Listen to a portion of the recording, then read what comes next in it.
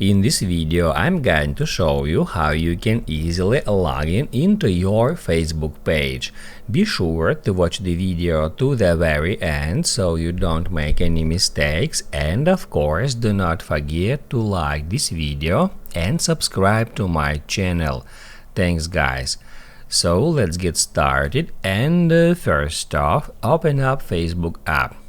Here, first of all, we need to log into our Facebook account. So if you haven't signed in yet, just enter your email or phone number, then enter your password, and once you have done that, we need to switch from our main Facebook profile to a page.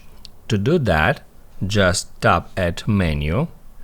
Right here it shows my name, which means that I am now on my Facebook profile, and all we have to do in order to switch it to page is just tap at that arrow.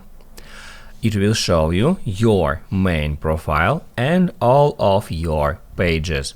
Then if we want to switch to any of them, we can just tap on it, and after a couple of seconds we'll be switched to our page.